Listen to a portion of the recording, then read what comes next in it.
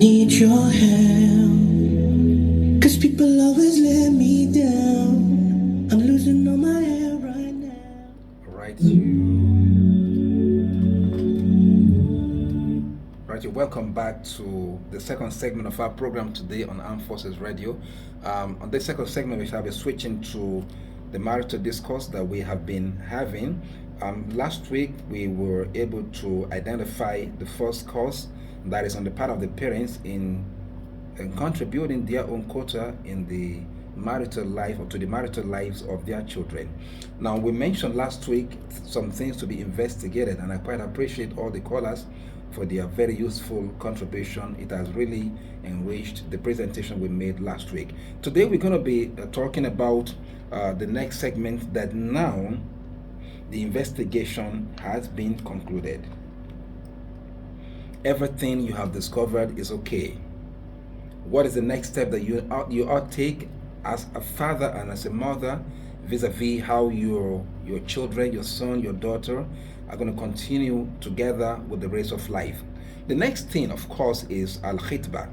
And khitbah here means dating. And dating here, I mean the chance you give to your son or your daughter to know the other party. And now, in this case, we need to understand that when I mention dating, I'm not talking about the dating from Western perspective, where in the course of dating, the husband to be and the wife to be, they have seen everything about themselves. That's not what I'm talking about. The dating here is gives them the opportunity to be able to exchange ideas. Now, if someone, and let's quickly note this, it is totally unacceptable, and it's like it's becoming a milieu that in the name of dating, somebody will come stealthily in the night or at an odd hour and will quietly park car somewhere and call your daughter out outside the gate, come and meet me. It's not acceptable. It's not acceptable. Like we mentioned, once you see maturity, you notice maturity in your daughter or your son, have a conversation with them.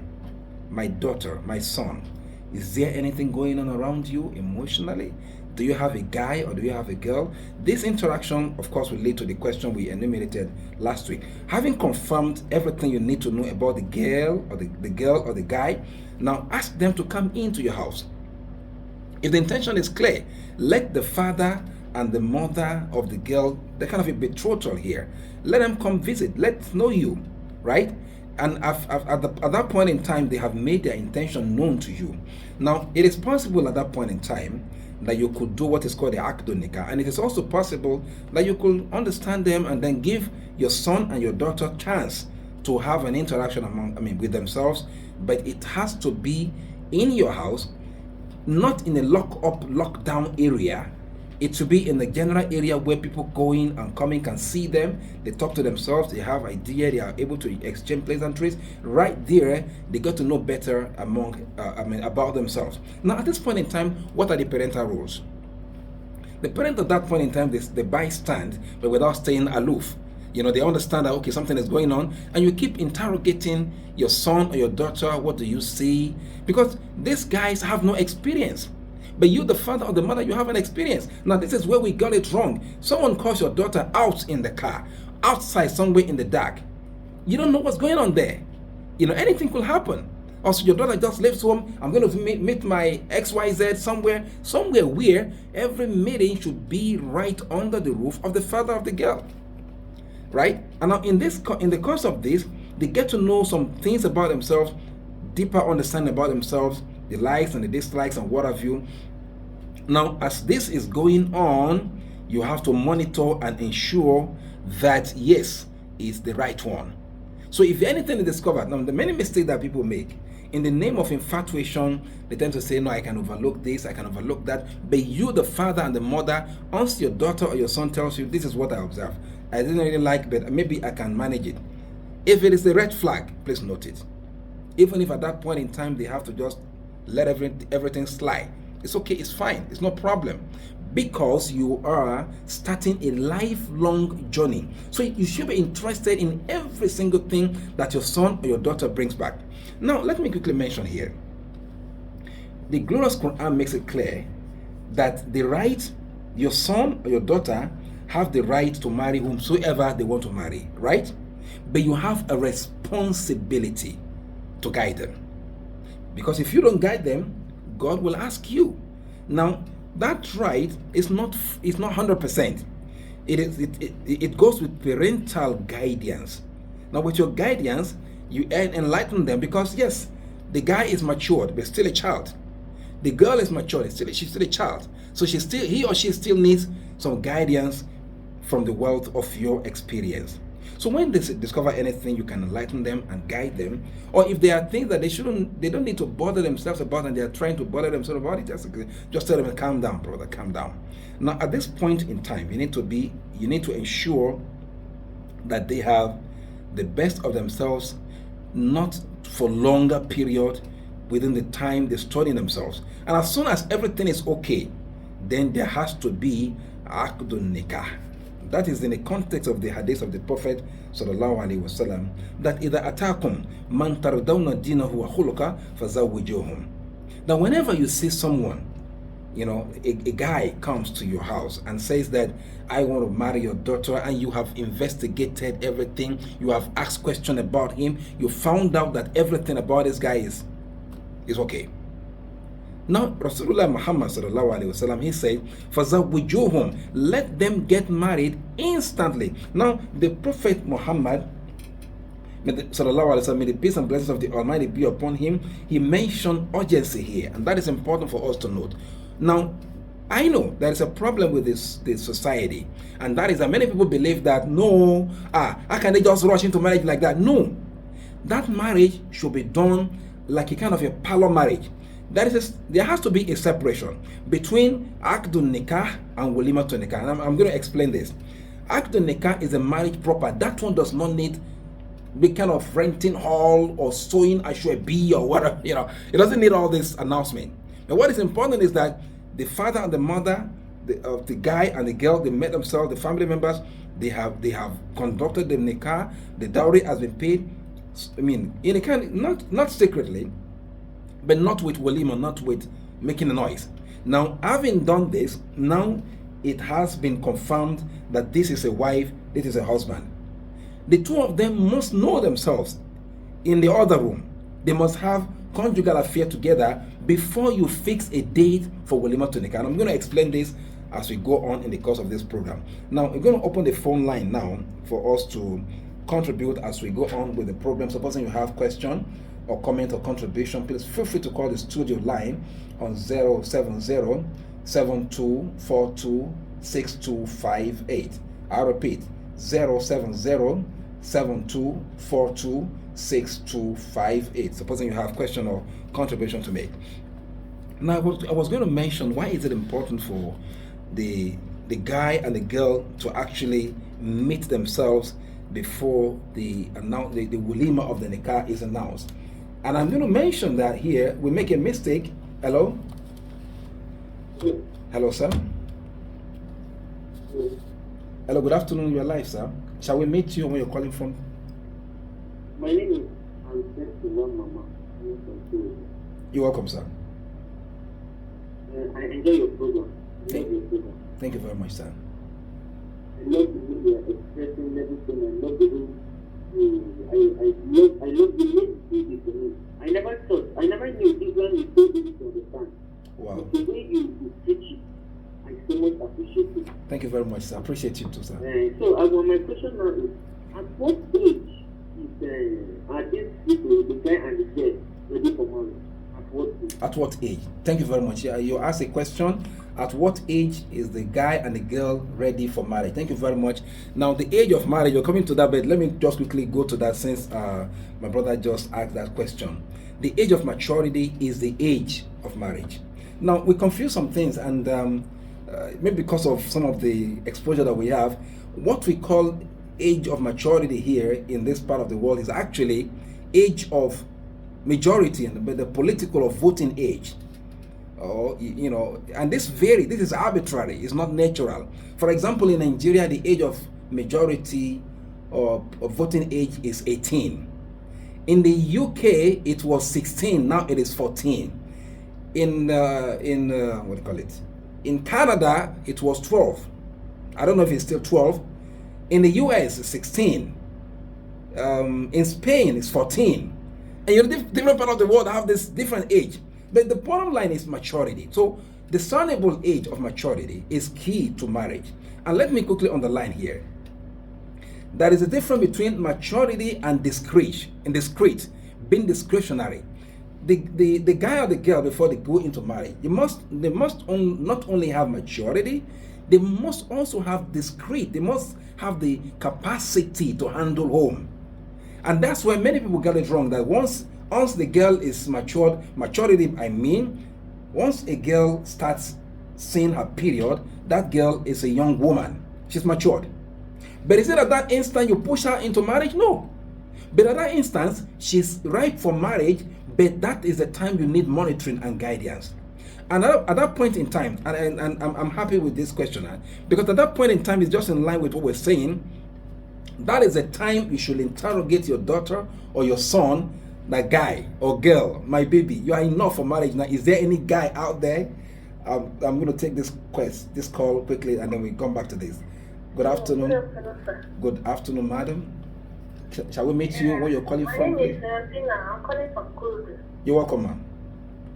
I want to appreciate you for this afternoon. In fact, this thing is really for me because you said something about why worrying about what we are passing through. You know, actually, this morning I've been crying. I cried my eyes out because of what I am passing through. So sorry about that. Presently, my ex-husband took my children from me, and everything seems like I'm just like nothing is working for me. I've been indoor crying and all that. But after listening to your program, to your teaching, in fact, I told myself that in fact there's nothing that is happening that God does not know about. Absolutely. But the issue now is that I keep on worrying about it. It's very hard for me to remove my mind from it because it's like a shock to me. I don't know. I want to ask, what can I do for me to be able to at least, pick up from what's happening right now? Fantastic. What can I do? How do I do it? Thank you very much. Thank you very much. How can you handle it? Okay, let me first and foremost give, if you may need to please call me after the program on this line. I'm going to make it open 090 722 08098. 090 722 08098. Please, madam, if you can, please call me back on that after the program. But so succinctly, because of the time we have on air, just said it all. Why will you be worried when you have faith in the Almighty? Yes, the guy has done his worst. He has done the worst thing he can do. So what? You're still alive, man. You're still here and hardy. You're still okay. It's fine. Now today you might be rejected. Tomorrow you'll be accepted. Today you might be relegated. Tomorrow you will be elevated and celebrated, inshallah. It's going to be all right. So stop crying. I'm happy you stopped crying already. Just let it be that way. Inshallah, after the program, please let's have a deeper conversation around this. Like I said, that number is for after the program, 090 722 08098. For studio line, the studio line is 070 7242 6258. 070 7242 6258. Thank you very much, madam, and I wish you well. Now back to the discourse we're having. You see, I'm happy with the first question because that harps on the issue at hand. At that age that you saw your daughter, she is discretionary. She has the sign of maturity. Don't ignore it. Don't say, all these children of this day. Don't say that. You know, it's one of the mistakes parents make. And don't say, my daughter will go school. Oh. You are worried about your daughter going to school. Are you worried about the virginity of your daughter? You are worried about your son going to school. Are you worried about how many girls your son don't sleep with? I mean, these are questions that should worry your mind as a faithful. Right? So when you discover that the girl is matured, she starts seeing her menses. She still needs discretion. Because maturity with age needs to go with her experience. She doesn't have the experience. Now, so that she will not be hoodwinked, you now step in to guide. Keep talking to her, and once she now sees someone talks to her, you will be the first to know. Then invite, having done your investigation, is okay, he's a good guy from good home, everything is okay, let the young man come to your house. Let him come. Don't say they are still in secondary school. Oh, they are still in secondary school? You are living with young adults in the house. So keep it safe. Let it be safe. Let the guy be fearful. So you guys are still young. Talk to them and counsel them. Meet the father of the boy or the father of the girl. Sort it out. Our children are still young, but they want to get married. I don't want them to commit fornication under our roof. So let's get them wedded. Now not my word, they are going to be wedded, what we call Akdun Nikah, not the societal kind of wedding we are renting hall in the parlor. Solemnize it, let them come together, but let them know that you guys you still have your future ahead of you. You're still going to school, so the guy is still in his father's house, the girl is still in her father's house, but they are husband and wife. Get my point here. The two of them are husband and wife. They can visit themselves. They are not committing fornication. They can stay together, but you have advised them. It's not time for you to be thinking of pregnancy. So manage it, and then you can go to university, and then you go and graduate and come back and live the best of life. And inter alia, if pregnancy comes, it's not a bastard, man. That's good. It's fine. So it is where. Hello, sir. Hello. Good afternoon, sir. Yes. No, you said when the parent is not working so that they will be in his father's house and the girl will be in his father's house, right? Yes. Is that not the truth? How do you know how to betray somebody? That's betrothal, yes. That's you just said it. That's betrothal. They are betrothed, but they are not. Well, it depends on how you're looking at it. In Islamic parlance, they are wedded. We call it Akdun Nikah. They can be referred to as husband and wife. But maybe in other, like in Christianity, I don't know what name you call it, but the bottom line is that at that point in time, they are husband and wife. Though they have not moved together to live together as husband and wife, because they still have longer path in life to tread, right? And you can assist them to grow. You see, in gone are the days when parents will leave their children. That's why we have so many decadence and immorality. Guys using condom, girls using pills and all like that, and parents don't care. Their focus is just that. And the day when you go where then, you go so as you be, you go get video camera. That is the concern of the parents now. This is a problem. But the guy and the girl, their minds will be at peace once they know that both parts, their parents, the parents of the guy, the parents of the girl, they're interested. So they will mind their business. And I know, I don't want to run into the era of name calling. I know of a particular, it's a professor today. That was how he got married ab initio. And it was a very blissful marriage. He got married, it's a professor, that he got married while he was in secondary school. And today, successful man, successful woman. Because their parents assisted them through. But today, parents don't care. They don't want to leave them. Because we are not concentrating on building the future of our children in a clean and righteous way. And it's important. It is important that we try to build on this pedestal. So now, having understood that the guy and the girl, they are okay, and you have brought them together, guidance and constant guidance is still needed until maturity comes in. And these guys will be at peace with themselves because they know that they're not doing anything wrong. They're not committing fornication. They are married husband and wife. And with the support of the parents and the family members, not even the sky is going to be enough for them to be a limit. So I want to encourage their listeners.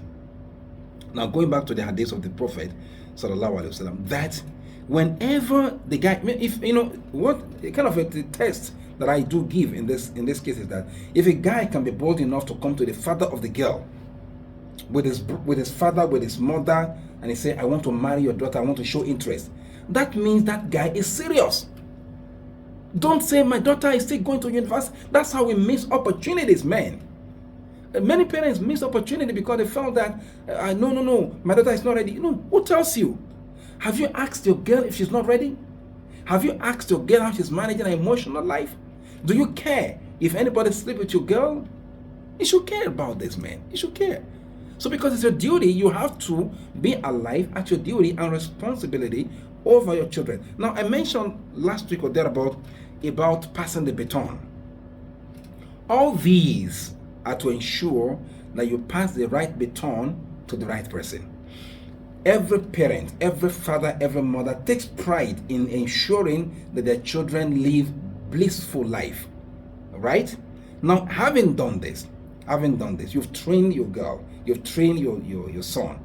The best thing is to ensure that they're united with someone that will quadruple their strength, not someone that will atrophy their strength. It is important for us to note this, and I pray that Allah in His mercy will guide all the parents, listeners to me, and those who are intending to get married. Now let me quickly mention, many of us trivialize the issue of marriage.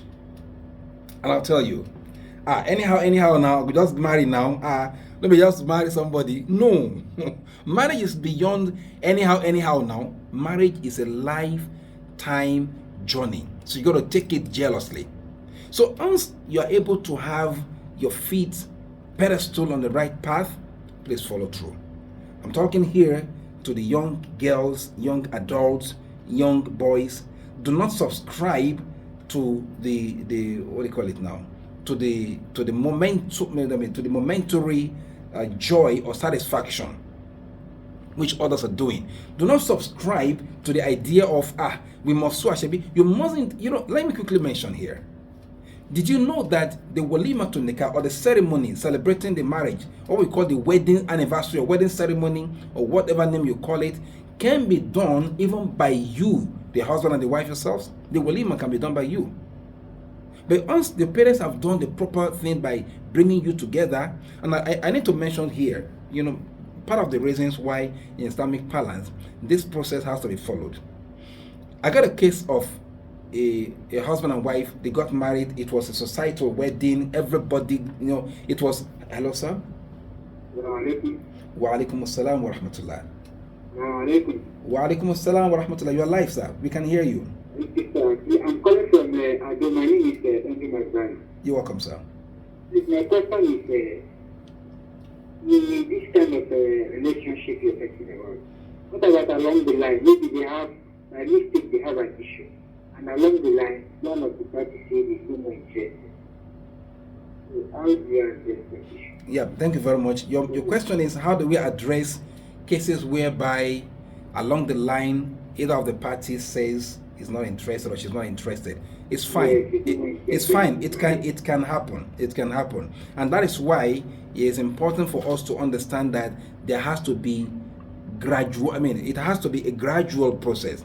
Now, I was going to give an example of before your call came. I'm going to address the question. The example I want to give was the case of, this societal wedding. The guy came from abroad and saw the girl in Nigeria. They got wedding, and they didn't bother to investigate thoroughly about the guy. They had spent huge amount of money. Little did they know that it was an arranged thing, that they just want to satisfy people to say that this young man is married. This guy is married. But the truth of the matter is that the man is not a complete man.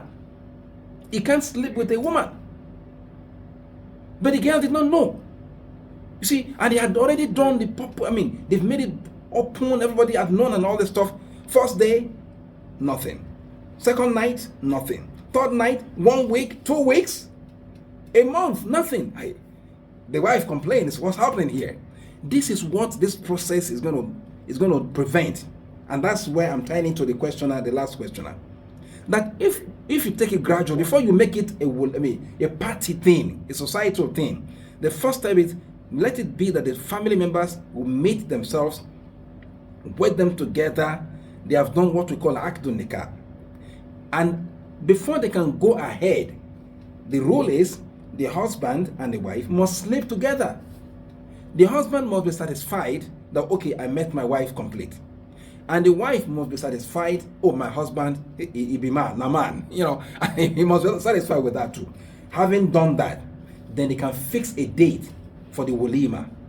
Now, that can be fixed, close, or distant. They can say, okay, fine. They will do their walima after their graduation from university. That's okay, it's fine. And that is better than you just did everything all at once and later you now discover that we discovered something, we have to end it. Because at that stage, even if anything is discovered, anything was discovered before everybody knows. Now it is just the two families that know, and a few members of the two families that know this.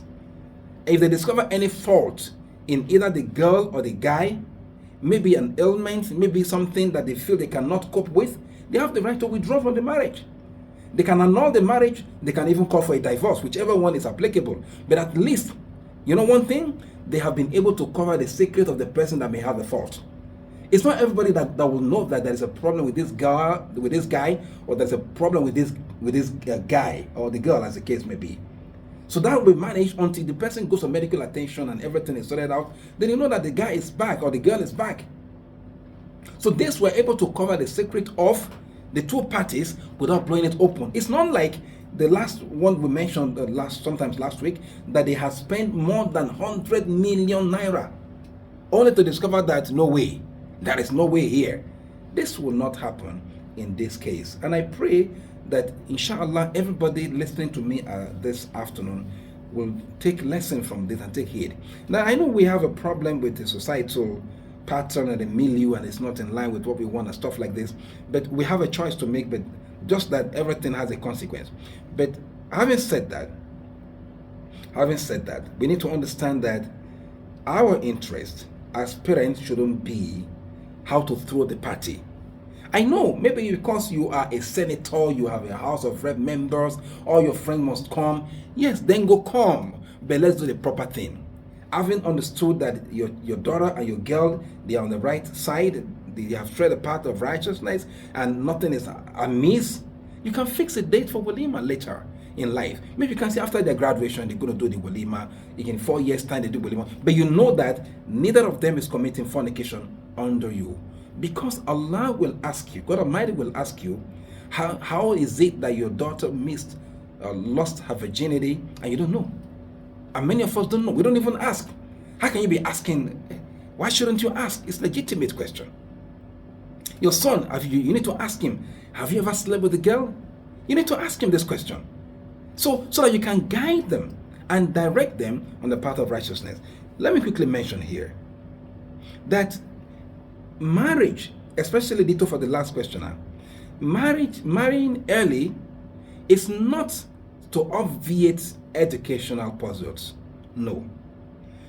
When the guy or the girl get married, they should still go ahead with their education. They can plan their lives. We don't want to have children now, and then they support themselves, okay, after graduation, after this and after that, and it makes it easier for them. And after graduation, they got employment. The guy can say, okay, let me start working first, you take care of the baby. And then with that arrangement, after 1, 2, 3 children, the girl starts working and the family is good, it's fine. And this is a very good way to start their lives. So I want to appeal. Let us concentrate on the righteousness and the pattern of their marital life, just as we concentrate on their education in life. Everything will be what the Almighty had arranged it to be. They want to become professional, they can be. They want to become whatever, they can be. But the bottom line is that we should support them in getting the best of themselves. Now, let me quickly mention one more thing that will make us mistakes. And it is part of the thing that we in this part of the world we see as a norm, but actually it is wrong. And that is that when a girl gets married, okay, a girl is married, they rush to change her name from the father's name to the husband's surname. And my question is this: should not the papa of the husband Aim Bonham? That's the question here. The father of the girl is still there. She has a family. So why would the girl change her name from her father's name to the husband's surname? I said Mrs. XYZ. No. You are Fatima Abdullah. Your father's name is Abdullah. You are still married. Your husband's name may be Abdul Kabir. You can say Fatima Abdullah Abdul Kabir. Say my Fatima is Abdullah, that's my father's name, my husband's name is Abdul Kabir. That's okay. And you can retain your name, the name of your father. The idea of changing the name, from the name of your father to the name of your husband's father is actually intolerable. And it actually, if you look at it closely, it's like denying the girl access to the family. You know, someone will say, okay, you don't have a right to inherit a father because now you answer a different surname. That is not acceptable. So let us also watch out for this so that we can ensure that we are not only preserving at the moment for our children, we are also preserving their future. And lastly, as we are wrapping up today, marriage is one of the sunnah of the Prophet. So we should keep it simple. Simplicity of marriage is key. In fact, there is a hadith that where the Prophet Muhammad, may the peace and blessings of the Almighty be upon him, when he said the greatest, the marriage with the greatest blessing is the marriage that is simplest. Aktharun nikahi baraka, aisaruhunna mauna. The marriage with the greatest blessing is the simplest marriage. How do I mean? The one that places the least burden on the husband. Today, what do we see? The guy, I got a case of a colleague who went to take loan to get married. And after the wedding, the guy, they pay loan. Man go deduct, the guy go the vex. And that finally collapsed the marriage.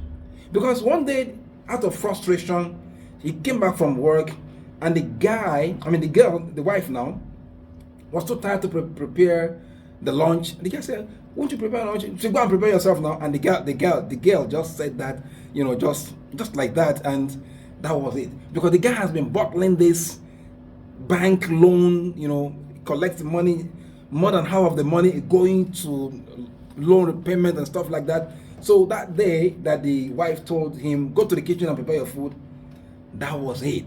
He let loose and he dates the girl, and that was the end of the marriage.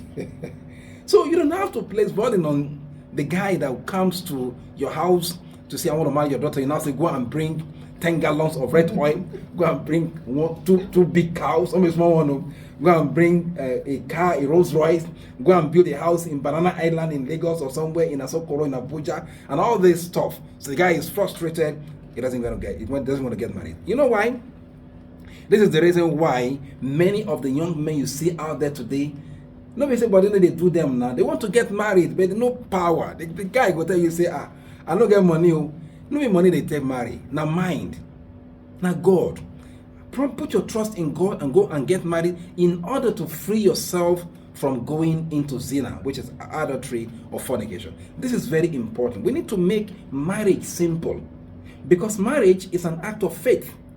Marriage is an act of faith because with marriage, you are also worshiping God through your wife, you're worshiping God through your husband, because you need to shift a bit and adjust a bit for your wife or adjust a bit for your husband and put God in your family, and you guys, you're going to be successful.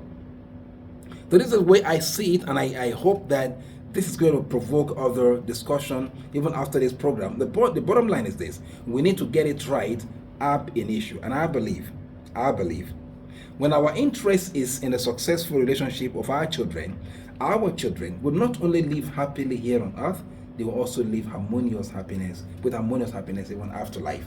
Now, let me say this. Our interest should not be on the celebration, on the partying, please. Our interest should not be, my friends, my colleagues, my this, my that. No. Our interest should be our children. So if our children are our interest, what is it that will be in their best interest should be topmost on our minds. So keep marriage simple. Keep marriage simple in order to free our young guys out there who are thirsty for marriage. They want to get married, they doesn't have money. So if a guy is having faith in God, the guy is having good character, please let them get married. To get married, Islam is not in support of child marriage, but Islam is in support of early marriage. Early marriage has a lot of advantage. You can imagine by age 30, 35, you guys are done with childbearing. You've given birth to all your children. They really mean a lot to enjoy life now. What will happen? Your children are growing up and you are enjoying your life. You know, it makes it easier and makes your life more serene.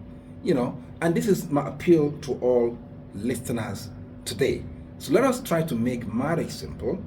Let the attention and the focus be on our daughters and our sons who want to get married, not on our own personality. You want to consider your personality, then the whole of Nigeria will have to attend the wedding. But if our attention is just our children, then you think less about yourself, think more of your children. And this is very important and the path to go.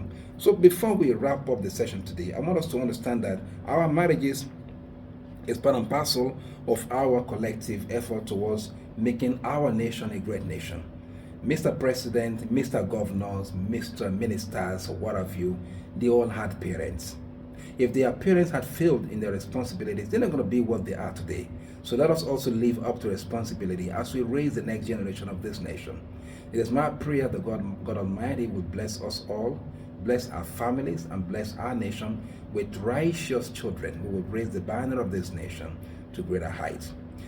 As we go today, I want you, if you have any comments or question after the program, you can send me a message or call or chat me up on WhatsApp on 090-722-08098. I repeat, 090-722-08098. I want to thank you most profoundly for finding time to listen to our program today, and I pray as we depart, the God Almighty will make it easy for us to meet again on Monday by 3 o'clock on Armed Forces Radio 107.7 FM. I remain yours sincerely, Dr. Gidado Taufik Mikdad. Hope to see you again, inshallah, on Monday.